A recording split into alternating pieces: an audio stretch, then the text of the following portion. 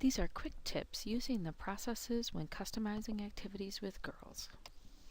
Hopefully you've seen this slide before. This is Discover, Connect, Take Action, the 3 keys to leadership. It is the what we do in Girl Scouting, and it includes the 15 outcomes of the Girl Scout leadership experience. In Discover, girls learn about themselves and the world around them. They try new things, develop a strong sense of self, positive values. They gain practical life skills, seek challenges in the world, and develop critical thinking skills. When girls connect, they're thinking, now that I know these new things, who else knows what I know and cares about what I care about? Girls develop healthy relationships, promote cooperation and team building, resolve conflicts, advance diversity in a multicultural world, and they feel connected to their communities locally and globally. And when girls take action, they're thinking now, I've got these other people that care about what I care about, so how can we work together to make the world a better place? Girls identify community needs and are resourceful problem solvers. They advocate for themselves and others locally and globally, and they educate and inspire others to act and feel empowered to make a difference in the world. So these are the promises we make to girls that they will develop their leadership potential and ultimately have the courage, confidence, and character to make the world a better place. And we know that with these outcomes, girls can do anything. It's not just what we do in Girl Scouts, but how we do it. The 3 processes, girl-led, learning by doing, and cooperative learning, are the how we do Girl Scout activities. Girl-led means girls take an active part in figuring out the what, when, where, how, and why of their activities. Learning by doing is a hands-on learning process that engages girls in continuous cycles of action and reflection. This helps girls to gain a deeper understanding of concepts and master skills. In cooperative learning, girls work together towards common goals. They share their skills, knowledge, and learn together. Reflection is an important part of the learning by doing process. When girls think about and discuss their experience, it helps them learn from it. You can help girls reflect on their experience by asking questions. It's not meant to be a quiz or a test they have to study for. Instead, ask open-ended questions to help them express their thoughts, reactions, and make connections to the world. This can be as simple as a quick conversation in the car, a few questions before moving on to another activity, or as part of a closing ceremony where girls share their experiences related to the day's events. As you start to plan with girls, how will you keep activities girl-led? Start by asking girls what they want to do or providing suggestions and letting them choose. This makes it girl-led and not leader-led. How might you ensure opportunities for learning by doing? Ensure girls get a turn in trying things out for themselves. While you might need to provide some basic instruction at first, let the girls take a shot at it. Their first attempts may not be perfect, but those opportunities to master skills are very important. Cooperative learning happens when girls work together. How can you ensure girls work together in a collaborative way? Set up a team agreement, or ask girls to share jobs or trade roles from time to time. Older girls can show younger girls the way. So let's talk about this chart.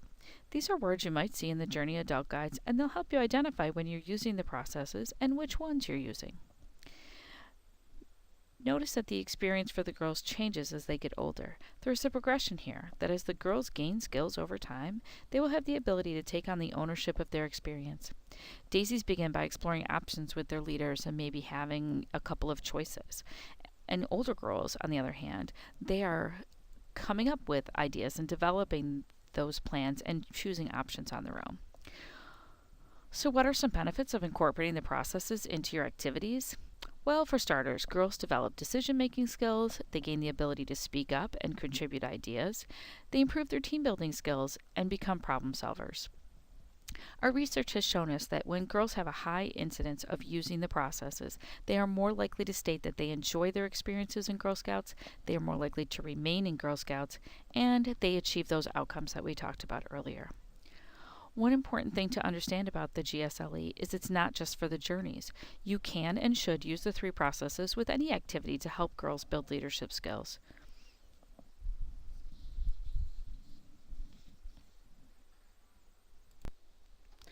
As I already mentioned, the 3 processes are built into the activities in the Journey Adult Guides. If you do the activities as written, you are already using the processes. As you read through the Adult Guide, you'll notice several places where you're instructed to ask the girls for input before moving on to the next activity. When you begin to customize, you'll want to look at the requirements to earn the award. You'll find these in the front of the guides, and the goals for each session. As long as the activities that the girls are identifying meet the goals, you can introduce new ideas into the journey plan. Incorporating the processes into how those activities are completed will promote leadership development and fun. Okay, so the Journey Adult Guides give you an outline for planning for your meetings with the girls, and it's okay to use the guides and outlines exactly as they're written. So if you're already doing this and it's working with your girls, that's great. But we've heard, and you may have felt this way yourself, it feels a lot like school, so much writing. Or it's too scripted. I wouldn't say that to my girls. My girls want more doing and less talking. In addition to this, there will be times when the girls want to delve more deeply into a topic, or your room setup will not accommodate a certain activity, or you don't have enough girls in your group to actually do an activity as described, or perhaps the girls want to explore a nearby location with a field trip. So at these times, you may need to customize the activities. But knowing how to plan for and incorporate the processes when customizing will ensure that the girls develop their leadership skills. So let's just take a look at some examples here. So here is a chart that kind of goes over the GSLE in action at troop meetings. So just thinking about a troop meeting, how could you incorporate the processes into the normal things that you might do at a troop meeting? So in terms of the girl-led process, you as the leader are not making all the plans. You're having discussion with the group and making decisions together. So you might be giving some input about logistics or budgeting or asking the girls questions to get them thinking about things, but the girls are having their voice heard. You could be using capers that, tasks that need to be completed during the meeting. The girls selecting which job they're going to do and what jobs need to be done, those are all part of girl-led. And then giving girls additional choices throughout the meeting, perhaps who their buddy's going to be or what patrol they're going to be in or whether or not they want to, use pink paint or purple paint. Whatever the decisions girls can make, allowing those opportunities helps them to develop. Looking at learning by doing. There's lots of different things that girls can do in terms of learning by doing. Participating in the activities that you have, being able to lead activities, organizing supplies, completing their capers, trying new things and having fun. Those are all great opportunities for learning by doing. And then cooperative learning.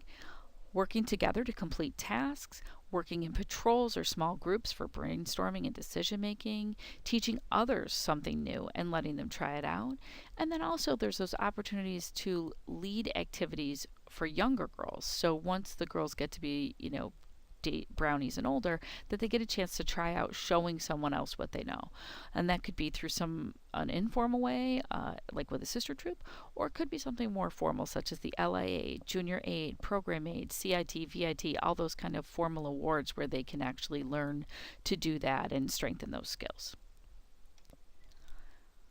All right, now let's look at the GSLE in action on field trips. Suppose your girls want to go to Build-A-Bear workshop. Super fun activity. We hear all the time about girls who like to do this. But let's think about how we could really enrich this field trip and bring in the processes to help the girls really gain something other than a cute new teddy bear. So when thinking about girl-led, remember, girls are making choices. So hopefully they've come up with the idea that they want to go to Build-A-Bear workshop. But then they're also figuring out, when are we going to go? What do we want to do when we get there?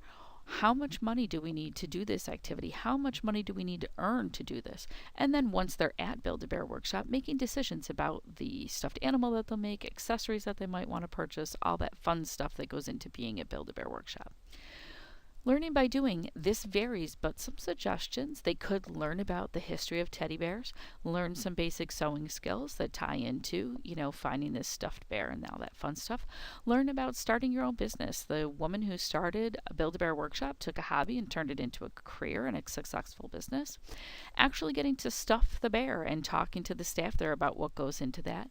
Naming their bear and using the computers and other technology there to print certificates and do all that related to naming their bear, and potentially learning about being part of a big sisterhood. Those are all great things that they can do that will really enrich their experience, and they'll learn a lot from that. Cooperative learning. They might invite other Girl Scouts from your town to attend on the same day, which ties in nicely with learning about being part of a big sisterhood. Perhaps they decide to host a teddy bear tea at a children's hospital or homeless shelter, or share with others what they know that they've learned about teddy bears or sewing, or about being an entrepreneur.